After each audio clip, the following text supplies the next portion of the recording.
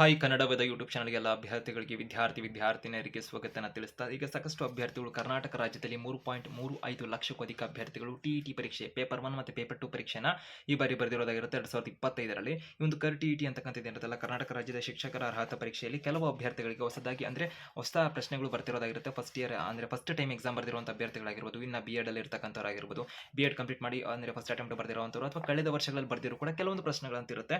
ಏನಂದರೆ ಪ್ರಮುಖವಾಗಿರುವಂಥದ್ದು ಟಿಇಟಿ ಪರೀಕ್ಷೆ ಪತ್ರಿಕೆ ಏನಾದರೂ ಮಿಸ್ಟೇಕ್ಸ್ಗಳನ್ನಾಗಿದ್ದರೆ, ತಪ್ಪುಗಳಾಗಿದ್ದರೆ ಅಥವಾ ಒಂದು ಆಯ್ಕೆಗಳೇನಾದರೂ ತಪ್ಪನ್ನ ಕೊಟ್ಟಿದ್ರೆ ಈ ಸಂದರ್ಭದಲ್ಲಿ ಕೃಪಾಂಕ ಅಥವಾ ಗ್ರೇಸ್ ಮಾರ್ಕ್ಸ್ ಅನ್ನ ಕೊಡ್ತಾರಾ ಅಂತ ಒಂದು ಪ್ರಶ್ನೆ ಇರೋದಾಗಿರುತ್ತೆ. ಯಾಕಂದ್ರೆ ಕೆಲ ಅಭ್ಯರ್ಥಿಗಳು ಯಾರಿಗೆ ಈ ಪ್ರಶ್ನೆ ಬರ್ತಿದ್ದಾರೆ ಅವರ ಪಾಸಿಂಗ್ ಮಾರ್ಕ್ಸ್ ಹತ್ತಿರ ಇರುವಂಥವ್ರು, ಇವಾಗ 83ಕ್ಕೆ 82 81 ಈ ಹಂತ ತರ ಇರುವಂಥವ್ರು ಅಭ್ಯರ್ಥಿಗಳಾಗಿರ್ಬೋದು, ಅಥವಾ ಇತರೆ ಒಂದು 88 89 ಮಾರ್ಕ್ಸ್ ಇತರ ಇರುವಂಥ ಅಭ್ಯರ್ಥಿಗಳು ಏನು ಕೀ ಆನ್ಸರ್ ಅನ್ನು ಪ್ರಕಟ ಮಾಡೋದ್ರಲ್ಲಿ ಆ ಕಡೆಯಿಂದ ನಾವು ಕೂಡ ಮಾಹಿತಿನ ಕೊಟ್ಟಿದ್ದೀವಿ. ನಮ್ಮ ಕನ್ನಡ ಅಫಿಷಿಯಲ್ ಒಂದು ಟೆಲಿಗ್ರಾಮ್ ಪೇಜ್ ಇರೋದಾಗಿರುತ್ತೆ, ಈ ಡಿಸ್ಕ್ರಿಪ್ಷನ್ ಅಲ್ಲಿ ಅದರಲ್ಲಿ ಕೂಡ ಅಪ್ಲೋಡ್ ಮಾಡಿದ್ದೀವಿ, ಈ ವೀಕ್ಷಣೆ ಮಾಡಬಹುದಾಗಿರುತ್ತೆ ಅಂತ ಹೇಳ್ತಾ, ನಂತರದಲ್ಲಿ ಅಭ್ಯರ್ಥಿಗಳಿಗೆ ಅಲ್ಲಿ ಅಭ್ಯರ್ಥಿಗಳ ಪ್ರಶ್ನೆ ಏನಾಗಿದೆ ಅಂದರೆ ಕೆಲವೊಂದು ಪ್ರಶ್ನೆಗಳಿಗೆ ಅಲ್ಲಿ ತಪ್ಪು ಉತ್ತರ ಥರ ಇದೆ, ಹೀಗಿದೆ ಹಾಗಿದೆ, ಸೊ ಇದಕ್ಕೆ ಕೀ ಆನ್ಸರಲ್ಲಿ ಈ ಥರ ಕೊಟ್ಟಿದ್ದಾರಲ್ಲ, ಸೊ ಇದೇನಾದರೂ ಏನು ಮಾಡ್ತಾರಾಗಿದ್ರಿ ಅಂತಕ್ಕಂಥ ಒಂದು ಪ್ರಶ್ನೆಗಳಿರೋದಾಗಿರುತ್ತೆ.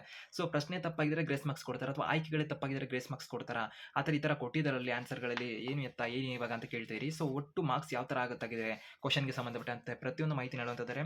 ಸೊ ಮೊದಲನೇದಾಗಿ ಅಭ್ಯರ್ಥಿಗಳಿಗೆ ಇಲಾಖೆ ಕಡೆಯಿಂದ ಅಧಿಕೃತ ಮಾಹಿತಿನ ಕೊಟ್ಟಿದ್ದಾರೆ. ಸ್ಕ್ರೀನ್ ನೋಡ್ತಾ ಇದ್ದೀರಾ ಅಂತ ಅನ್ಕೊಂಡಿದ್ದೀನಿ. ಅಂದರೆ ಟಿಇಟಿ ಪರೀಕ್ಷಾ ಪ್ರಶ್ನೆ ಪತ್ರಿಕೆಯಲ್ಲಿ ಏನಂದ್ರೆ ಇದು ಅಧಿಸೂಚನೆ ಕೂಡ ಆಗಿರುತ್ತೆ ಅಭ್ಯರ್ಥಿಗಳಿಗೆ. ಅದರಲ್ಲೇ ಪ್ರಮುಖವಾಗಿ ಅವರು ತಿಳಿಸಿದರು, ಟಿಇಟಿ ಪರೀಕ್ಷಾ ಪ್ರಶ್ನೆ ಪತ್ರಿಕೆಯಲ್ಲಿನ ಪ್ರಶ್ನೆಗಳಿಗೆ ನೀಡಲಾದ ಬಹು ಆಯ್ಕೆ ಉತ್ತರಗಳಲ್ಲಿ ನೀಡಿದ 4 ಉತ್ತರಗಳು ತಪ್ಪಿದ್ದಲ್ಲಿ, ಅರ್ಥ ಮಾಡ್ಕೊಳ್ಳಿದ್ದೇನೆ, ಕೊಟ್ಟಿರ್ತಕ್ಕಂಥ ಒಂದು ಪ್ರಶ್ನೆ ಇರುತ್ತಲ್ಲ ಅದಕ್ಕೆ ಬಹು ಆಯ್ಕೆ ಉತ್ತರಗಳಲ್ಲಿ, ಬಹು ಆಯ್ಕೆ ಅಂದ್ರೆ ಕೊಟ್ಟಿರ್ತಕ್ಕಂಥ MCQಗಳಲ್ಲಿ 4 ಉತ್ತರ ಏನಾದರೂ ತಪ್ಪಿದ್ರೆ, ಅಥವಾ ನೀಡಲಾದ ಪ್ರಶ್ನೆಯಲ್ಲಿ ಮುದ್ರಣದಲ್ಲಿ ದೋಷವಿದ್ರೆ, ಕ್ವಶನ್ ಪೇಪರ್ ಆಗಿರುತ್ತಲ್ಲ, ಕೊಟ್ಟಿರ್ತಕ್ಕಂಥ ಕ್ವಶನ್ ಪೇಪರ್ ಅಲ್ಲಿ ಮುದ್ರಣ ಅಂದ್ರೆ ಪ್ರಿಂಟಿಂಗ್ ಅಲ್ಲಿ ಏನಾದರೂ ದೋಷ ಇದ್ರೆ, ಮಿಸ್ಟೇಕ್ಸ್ ಇದ್ರೆ, ತಪ್ಪಿದ್ದಲ್ಲಿ ಅಂತ ಕೂಡ ಕೊಟ್ಟಿದ್ದಾರೆ. ವಿಷಯ ತಜ್ಞರಿಂದ ಪರಿಶೀಲನೆ ಮಾಡಿಸಲಾಗುವುದು ಅಂತ ಮಾಹಿತಿನ ಕೊಟ್ಟಿದ್ದಾರೆ. ನಂತರದಲ್ಲಿ ತಪ್ಪಾದ ಪ್ರಶ್ನೆಯನ್ನ ಮೌಲ್ಯಮಾಪನಕ್ಕೆ ಪರಿಗಣಿಸದೆ, ವ್ಯಾಲ್ಯೂಯೇಷನ್ಗೆ ಪರಿಗಣಿಸದೆ ಅಂತಹ ಪ್ರಶ್ನೆಯನ್ನ ಡಿಲೀಟ್ ಮಾಡಲಾಗುವುದು ಅಂತ ಮಾಹಿತಿನ ಕೊಟ್ಟಿದ್ದಾರೆ. ಡಿಲೀಟ್ ಮಾಡ್ತಾರಂತದನ್ನ ನಂತರದಲ್ಲಿ, ಹಾಗೂ ಅಂತಹ ಪ್ರಶ್ನೆಗೆ ಯಾವುದೇ ಕೃಪಾಂಕ ನೀಡಲಾಗುವುದಿಲ್ಲ ಅಂತ ಮಾಹಿತಿನ ಕೊಟ್ಟಿದ್ದಾರೆ. ಅರ್ಥ ಮಾಡ್ಕೊಳ್ಳಿ, ಗ್ರೇಸ್ ಮಾರ್ಕ್ಸ್ ಇರುವುದಿಲ್ಲ. ಆದ್ರೆ ಏನು ಯಾವ ತರ ರಿಸಲ್ಟ್ ಅನ್ನ ಕೊಡ್ತಾರೆ ಇದ್ರ ಬಗ್ಗೆ ನೋಡಿದ್ರೆ, ಈ ರೀತಿ ಡಿಲೀಟ್ ಮಾಡದ ಪ್ರಶ್ನೆಗಳನ್ನ ಹೊರತುಪಡಿಸಿ ಉಳಿದ ಒಟ್ಟು ಪ್ರಶ್ನೆಗಳ ಸಂಖ್ಯೆಯನ್ನು ಆಧರಿಸಿ ಶೇಕಡಾವಾರು ಲೆಕ್ಕ ಹಾಕಿ ಅರ್ಹತೆಯನ್ನು ನೀಡಲಾಗ್ತದೆ ಅಂತ ಮಾಹಿತಿನ ಕೊಟ್ಟಿದ್ದಾರೆ. ಅಂದ್ರೆ ಅಭ್ಯರ್ಥಿಗಳಿಗೆ ಆ ಒಂದು ಕ್ವಶನ್ ಅನ್ನು ಇವಾಗ 150 ಮಾರ್ಕ್ಸ್ ಕ್ವಶನ್ ಇರ್ತಾರೆ, ಯಾವುದೋ ಒಂದು ಕ್ವಶನ್ ಅಥವಾ 2 ಕ್ವಶನ್ ಆ ಥರ ಆಗಿದ್ರೆ, ಸೊ ಅಂತ ಕ್ವಶನ್ ಇರುತ್ತಲ್ಲ ಅದನ್ನ ಡಿಲೀಟ್ ಅಂತ ಮಾಡ್ತಾರೆ. ಇವಾಗ 149ಕ್ಕೆ ಮಾತ್ರ ಅಥವಾ 148ಕ್ಕೆ ಮಾತ್ರ ಡಿಲೀಟ್ ಆಗಿರುವಂಥ ಕ್ವಶನ್ ಅನ್ನ ಬಿಟ್ಟು ಒಟ್ಟು ಎಷ್ಟು ಮಾರ್ಕ್ಸ್ ಅನ್ನ ಅವರು ಅಂದ್ರೆ ಕ್ವಶನ್ ಅನ್ನ ಪರಿಗಣಿಸ್ತಾರಲ್ಲ, ಆ ಒಟ್ಟು ಈಗ ಎಕ್ಸಾಂಪಲ್ ಹೇಳ್ತಿರೋದು, ಯಾವುದೋ ಒಂದು ಕ್ವಶನ್ ಡಿಲೀಟ್ ಆಯಿತು ಅನ್ಕೊಳ್ಳಿ, ತಪ್ಪಿದೆ ಹಾಗೆ ಅಂತ ವಿಷಯ ತಜ್ಞರೆಲ್ಲ ಹೇಳ್ತಾರೆ, ಓಕೆ ಅದು ಸರಿ ಇದೆ ಅಂದ್ಬಿಟ್ಟು ಡಿಲೀಟ್ ಆದರೆ 149 ಮಾರ್ಕ್ಸ್ಗೆ ಒಟ್ಟು ಪರ್ಸೆಂಟೇಜನ್ನು ತೆಗಿತಾರೆ.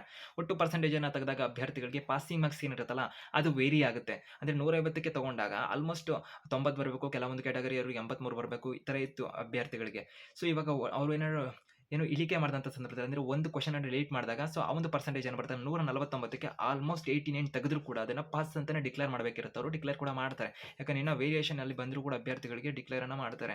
ನಂತರದಲ್ಲೂ ಕೂಡ ಅಭ್ಯರ್ಥಿಗಳು ತಿಳಿಸ್ತಿರೋದು ಅಂದರೆ 82 ಸಮಥಿಂಗ್ ಅಲ್ಲಿ ಬಂದರೂ ಕೂಡ ಕೆಲ ಅಭ್ಯರ್ಥಿಗಳು ಅವಾಗ ಡಿಕ್ಲರೇಷನ್ ಕೊಡ್ತಾರೆ ಪಾಸ್ ಅಂದ್ಬಿಟ್ಟು.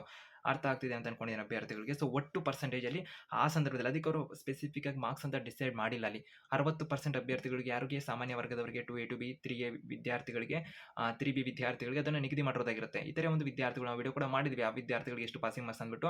ಸೊ SC ST ಮತ್ತು ವಿದ್ಯಾರ್ಥಿಗಳಿಗೆ ಒಂದು ಕ್ಯಾಟಗರಿ 1 ಅಭ್ಯರ್ಥಿಗಳಾಗಿರ್ಬೋದು, ಫಿಸಿಕಲ್ ಹ್ಯಾಂಡಿಕ್ಯಾಪ್ಟ್ ಅಭ್ಯರ್ಥಿಗಳಿಗೆ 80% ಅವ್ರು ಕೊಟ್ಟಿದ್ದಾರೆ, 55% ತಗೋಬೇಕಿರುತ್ತೆ ಒಟ್ಟು ಅಂತ ಅಂದ್ಬಿಟ್ಟು ಮಾರ್ಕ್ಸ್ನಲ್ಲಿ, ಅಂದರೆ ಏನು ಪರೀಕ್ಷಾ ಪ್ರಶ್ನೆ ಪತ್ರಿಕೆಯಲ್ಲಿ ಕೊಟ್ಟಿರ್ತಕ್ಕಂಥ ಅಂಕಗಳಲ್ಲಿ. ಸೊ ಹೀಗಾಗಿ ಅಭ್ಯರ್ಥಿಗಳಿಗೆ ಈ ರೀತಿಯಾಗಿ ಅವರು ರಿಸಲ್ಟನ್ನು ಡಿಕ್ಲೇರ್ ಮಾಡ್ತಾರೆ. ಅರ್ಥ ಆಗಿದೆ ಅನ್ಕೊಂಡಿದ್ದೀನಿ. ಮತ್ತೆ ಪರೀಕ್ಷೆಯ ನಂತರ ಇಲಾಖಾ ವೆಬ್ಸೈಟ್ನಲ್ಲಿ ಕೀ ಉತ್ತರಗಳನ್ನು ಪ್ರಕಟಿಸಿ ಆಕ್ಷೇಪಣೆಗಳಿದ್ದಲ್ಲಿ ಆನ್ಲೈನ್ ಮೂಲಕ ಸೂಕ್ತ ದಾಖಲೆಗಳೊಂದಿಗೆ ಆಕ್ಷೇಪಣೆ ಸಲ್ಲಿಸಲು 4 ದಿನಗಳ ಕಾಲಾವಕಾಶ ನೀಡಲಾಗುವುದು.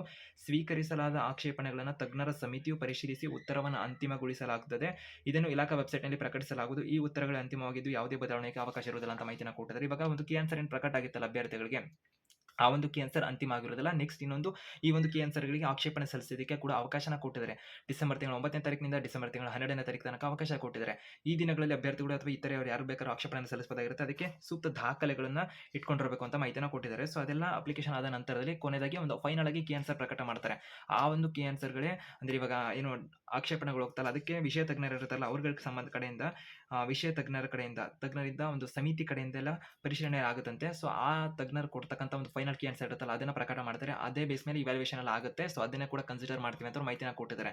ಸೊ ನಂತರದಲ್ಲಿ ಯಾವುದೇ ಬದಲಾವಣೆಗೆ ಅವಕಾಶ ಇರೋದಿಲ್ಲ, ಅಂತಿಮ ಕೀ ಗೊತ್ತಿರೋದಿಲ್ಲ ಅಂತ ಕೂಡ ಮಾಹಿತಿನ ಕೊಟ್ಟಿದ್ದಾರೆ.